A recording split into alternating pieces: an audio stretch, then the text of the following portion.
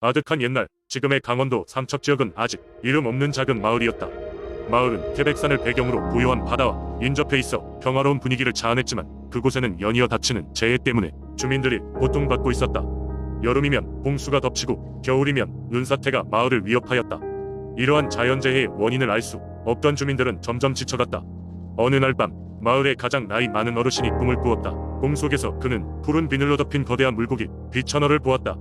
비천어는 그의 꿈속에서 나는 태백산의 신령한 수호자인 비천어다. 나의 숨결은 바람을 일으키고 꼬리는 파도를 잠재운다. 나를 모시고 잘 섬긴다면 나는 너희 마을을 온갖 재앙에서 보호하리라라고 말했다. 잠에서 깬 노인은 이 기이한 꿈을 마을 주민들에게 이야기했다. 주민들은 비천어의 말을 신뢰하고 수호신으로 모시기로 결심했다. 마을 사람들은 비천어에게 바칠 제물을 준비하고 특별한 의식을 통해 그의 목소리를 들으려 했다. 그들은 새벽녘 바닷가에 모여 노인의 인도로 의식을 진행했다. 제물로는 가장 산뜻한 물고기와 향기로운 꽃 그리고 은빛 조개 껍질들이 사용되었다. 의식이 끝날 무렵 갑자기 바다가 갈라지면서 푸른 빛이 마을을 감쌌다. 그 순간 어딘가에서 잔잔한 목소리가 들려왔다. 그 목소리는 비천어였다. 나는 이제 너희를 보호하리라. 그러나 나의 힘이 지속되려면 나를 잊지 말고 매년 같은 날의 의식을 치르며 나의 이름을 기억하라고 말했다. 그리고는 거짓말처럼 바다는 원래대로 돌아왔고 마을은 고요해졌다. 그 이후로 이상하게도 마을에는 더 이상 큰 재해가 닥치지 않았다. 홍수와 눈사태는 드물어졌고 마을은 번영하기 시작했다. 또한 고기가 풍부해져서 어부들은 매년 수확철에 큰 수익을 올리곤 했다. 주민들은 비천어의 은혜라 믿으며 그를 더욱 열심히 섬겼다. 비천어의 전설은 삼척 주민들 사이에서 구전으로 내려오며 마을이 중요한 문화유산이 되었다. 매년 비천어를 기리는 축제와 의식이 이어졌고 이는 자연에 대한 감사와 경외의 표현으로 자리 잡았다. 삼척 마을 사람들은 여전히 비천어를 자신들의 수호신으로 믿으며 그를 기리고 있다. 그들은 비천어의 전설이 단순한 신화가 아니라 그들의 삶에 깊이 뿌리 내린 진리라고 확신하며 이 이야기를 후손들에게도 변함없이 전하고 있다. 두 번째 이야기, 옛날 옛적 논산의 한 작은 마을에는 청룡 선앙당이라는 신비로운 장소가 있었다. 이 선앙당은 마을 사람들에게 신성한 장소로 여겨졌고 마을의 수호신이자 풍요와 안녕을 기원하는 중요한 제사의 중심지였다. 전설에 따르면 아주 오래전 이 마을은 극심한 가뭄으로 인해 농작물이 자라지 않고 사람들은 식량이 바닥나 굶주림에 허덕이고 있었다. 마을의 원로들은 모두 모여 이 상황에 대해 논의했지만 뚜렷한 해결책이 보이지 않았다. 그러던 중 한 노인은 마을 근처 산속에 위치한 선앙당을 언급했다. 그는 젊었을 때 자신의 할머니로부터 들은 이야기를 꺼냈다. 그에 따르면 선앙당에는 용신이 살고 있으며 정성을 다해 기도를 올리면 용신이 나타나 배를 내리게 할 수 있다는 것이었다. 마을 사람들은 희망을 잃지 않고 청룡 선앙당에 모여 큰 제사를 지내기로 했다. 그들은 최고의 음식을 준비하고 마음을 다해 용신에게 비를 내려달라고 기도하기 시작했다. 몇 시간 동안 기도가 이어졌지만 하늘은 여전히 흐린 상태를 유지하며 비가 내릴 기미를 보이지 않았다.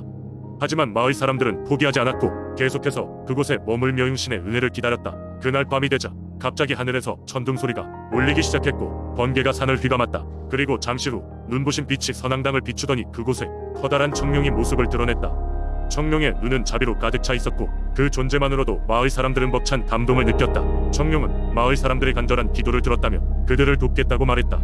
청룡이 하늘로 솟아오르자 비가 내리기 시작했다. 그 비는 그동안의 가뭄을 씻어내듯 세차게 내렸고 마을의 논밭은 다시금 싱그러움을 되찾았다. 마을 사람들은 한동안 쏟아지는 비를 맞으며 청룡에게 감사의 기도를 올렸고 빠르게 불안을 떨쳐내고 다시 평온을 되찾았다. 청룡 선앙당은 그 이후로도 마을 사람들에게 중요한 장소로 남았다. 마을 사람들은 해마다 선앙당의 소용신에게 감사를 표하며 마을의 안녕과 풍요를 빈다는 제사를 올렸다. 청룡의 축복 덕분에 마을은 더욱 번영했고 사람들은 오래도록 행복한 삶을 이어갔다. 이렇게 논산의 청룡 선앙당은 마을에 영원한 평화를 가져다준 신령의 전설로 지금까지도 소중히 여겨지고 있다. 수백 년이 지난 지금도 그곳을 방문하는 이들은 마치 청룡의 숨결을 느낄 수 있을 것 같은 신비로운 분위기에 감명을 받으며 여전히 그 전설을 이어가고 있다. 세 번째 이야기, 옛날 옛적 한반도의 동쪽에 위치한 아름다운 산악지대 정선이라는 고을에는 깊은 산속에 아기자기한 마을들이 자리 잡고 있었다. 이 마을 사람들은 대대로 자연과 조화를 이루며 살아왔지만 그들 삶의 중심에는 언제나 보이지 않는 힘, 신령이 자리하고 있었다. 각 마을에는 그들을 보호하고 인도하는 수호신이 있다고 믿었는데 그 중에서도 특히 신령한 존재로 여겨졌던 것은 바로 삼신할머니였다. 정선의 한 작은 마을에는 유난히도 일찍부터 삼신할머니를 섬기는 신당이 있었다. 이 신당은 오래된 고목나무 아래에 자리 잡고 있었으며 나무의 두꺼운 가지들은 마치 할머니의 품처럼 넉넉히 마을을 감싸주고 있었다. 주민들은 이곳에 돌을 쌓아 제단을 만들고 해마다 정기적으로 제사를 올렸다. 오랜 옛날부터 할머니의 신비로운 이야기가 전해 내려왔기 때문 애할머니에 대한 마을 사람들이 믿음과 존경은 깊기 그지없었다. 이 삼신 할머니는 단순히 마을을 보호하는 수호신이 아니라 마을 사람들의 가족과 생명을 돌봐주는 존재로 여겨졌다. 특별히 할머니는 아이의 탄생과 건강을 지켜준다고 믿었다.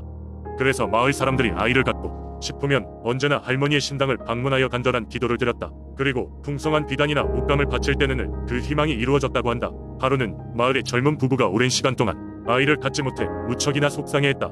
부부는 아이를 간절히 원했지만 시도할 때마다 실패하고 말았던 것이다. 비가 많이 내리는 어느 여름날 새벽, 그들은 다시 한번 삼신 할머니의 신당을 찾았다. 비에 젖지 않도록 그윽한 구목나무 아래에서 서로를 꼭 껴안고 기도를 올렸다. 삼신 할머니, 저희에게 아이를 주시어 저희 가정을 완성할 수 있도록 도와주세요. 그들의 목소리는 떨림과 간절함으로 가득 차 있었다. 그날 밤 할머니를 꿈에서 만났다는 부부는 그 후로 얼마 지나지 않아 기적처럼 아이를 품었다. 마을 사람들은 이 소식을 듣고 환호하며 삼신 할머니의 은총을 두고두고 길었다. 부부는 감사의 표시로 신당을 다시 꾸미고 마을 사람들과 함께 큰 제사를 열어 할머니 앞에 자식을 돌려드리는 마음으로 기쁨의 잔치를 벌였다. 이후로도 마을은 삼신 할머니의 보호 아래 평화롭고 평안한 시간을 이어갔다. 마을의 젊은이들은 결혼 후 아이를 꿈꿀 때마다 삼신 할머니를 찾아갔고, 할머니는 언제나 그들의 기도를 받아주면서 새로운 생명의 탄생을 축복해 주었다고 한다. 세월이 흐르고 시대가 변해도 변함없이 삼신 할머니의 전설은 정선의 마을 곳곳에 생생하게 살아있다. 삼신 할머니의 은혜와 신비로운 이야기는 오랜 세월 대대로 마을의 사람들에게 전해 내려오며 신앙의 중심이 되었다. 네 번째 이야기, 옛날 옛적 전라북도 임실에는 백두 할머니라는 든든한 수호신이 존재했다. 그녀는 백발의 수려한 외모를 지닌 지혜로운 여인으로 마을 사람들 사이에서 깊은 존경을 받았다. 백두 할머니는 풍요와 안녕을 가져다주는 존재로 마을 주민들은 그녀를 위한 제사를 열고 축제를 벌이며 그녀의 은혜에 감사를 표했다. 어느 가을날 임실 마을에 가뭄이 들었다. 강과 냇물은 점차 메말라갔고 농작물들은 태양 아래 시들어가기 시작했다. 마을 사람들은 모두 절망에 빠지기 시작했다. 겨울이 다가오고 있었지만 식량을 비축할 수 있는 희망은 보이지 않았다. 마을의 장로들은 백두 할머니와 의교감을 시도하기로 결정했다. 장로 중 몇 명은 깊은 산 속 한적한 곳에 위치한 백두 할머니의 신성한 산당으로 향했다. 그곳은 오랜 시간 동안 마을 사람들의 기도로 채워진 곳으로 누구나 쉽사리 들어갈 수 없는 금기의 장소였다. 신성한 산당에 도착한 장로들은 백두 할머니에게 간절히 기도드렸고 산속의 단잠에 들어 계신 할머니에게 가뭄의 어려움을 호소했다. 그들은 할머니께서 이 어려운 시기를 극복할 방법을 알려주시기를 바란다면서 산당에서 하룻밤을 보내기로 결심했다. 그날 밤 장로들 중 한 명인 영감님이 꿈을 꾸었다. 꿈속에서 백두 할머니는 따뜻한 미소를 띠며 나타났다. 그녀는 마을의 사람들은 자연의 순환을 기억해야 한다. 생명의 물은 때로는 멀리서 오기도 한다. 산 넘어 흐르는 큰 강을 찾아가 봐라. 그 강물이 이곳까지 흐르게 할 방법이 있을지니라. 그리하면 곧 비가 올 것이고 마을은 다시 풍요로워질 것이다 라고 말씀하셨다. 꿈에서 깨어난 영감님은 다른 장로들에게 백두 할머니의 말씀을 전했다. 그들은 즉시 자신들의 이른 아침 산행을 통해 마을 사람들에게 이 같은 계시를 전했다. 온 마을 사람들은 회의를 열고 할머니의 예언을 실현하기 위해 가장 좋은 방법을 찾기 시작했다. 드디어 마을의 가장 지혜로운 젊은이들이 나서서 산 너머 큰 강을 향해 탐험을 떠났다. 그들은 강물의 흐름을 마을까지 이어줄 수 있는 작은 수로를 만들기로 하고 며칠 밤낮을 쉬지 않고 노력했다. 마침내 그들의 땀과 노력이 결실을 맺어 마을에는 멀리서 온 강물이 흐르기 시작했다. 백두 할머니의 축복이 가득한 강물이 임실 마을을 적시자 곧이어 하늘에서도 비가 내리기 시작했다. 마을은 다시 활기를 되찾았고 그 해의 추수는 그 어느 때보다 풍성했다. 사람들은 이 모든 것이 백두 할머니의 은혜 덕분이라고 믿으며 그 해 이후로 매년 그녀를 위한 더욱 뜻깊은 제사를 열게 되었다. 이렇게 백두 할머니는 오랜 세월 동안 임실 마을 사람들에게 안전과 번영을 가져다 주었으며 그녀의 전설은 오늘날까지도 전해져 내려오고 있다.